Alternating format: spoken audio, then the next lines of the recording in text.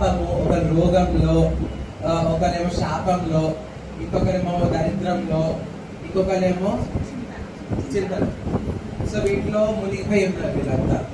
వాళ్ళ దానికి చెట్ల బయటకు రావాలని చూస్తున్నారు కానీ వాళ్ళు రాలేకపోతున్నారు. సో ఇప్పుడు మన జీసస్ ఇట్లా వచ్చారు, ఇలా వచ్చి నేర్పిస్తే మనం చూడబోతున్నాం.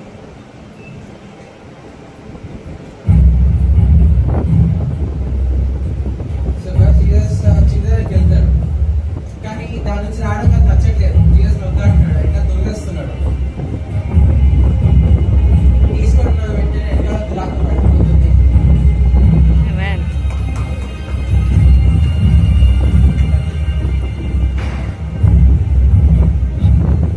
మళ్ళీ ఇప్పుడు దరిద్రం కూడా వెళ్ళినట్టు, ఎప్పుడైతే చింత పోయిందో దరిద్రం కూడా వెంటనే వెళ్ళిపోతుంది.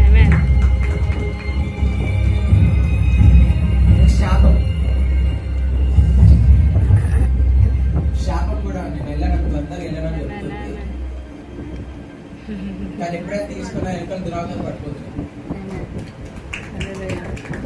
ఎప్పుడైతే శాపం వెళ్ళిపోయిందో మీ జీవితంలో రోగాలు పోతుంది.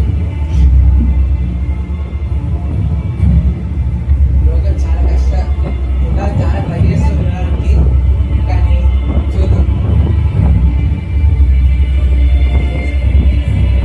రోగాలు కూడా తీసేసుకొని తన మీద చేసుకుంటున్నాడు.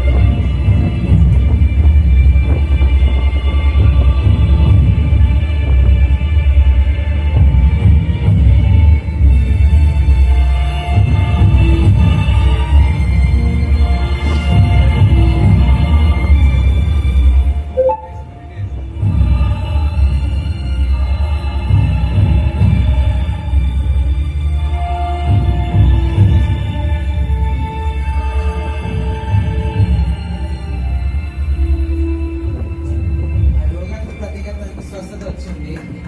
ఆ రోగాన్ని కూడా జీసస్ తీసుకున్నాడు. చివరికి పాపం మిగిలింది. పాపం కూడా చాలా ఉండేది, చాలా కష్టం. అది ఎంతో కష్టంతో కూడా పోదు. అది పరిగెడుతూ ఉంటుంది, దేవుడి నుంచి దూరం పరిగెడుతుంటది. ఆ పాపం వెనకాల దాని యొక్క దురాత్మలు తిరుగుతూ ఉంటాయి. కానీ దేవుడు అలసిపోయి ఎంతవరకు పరిగెడతారు, అలసిపోయి పడిపోయినట్టు దేవుడికి వస్తారు వాళ్ళు.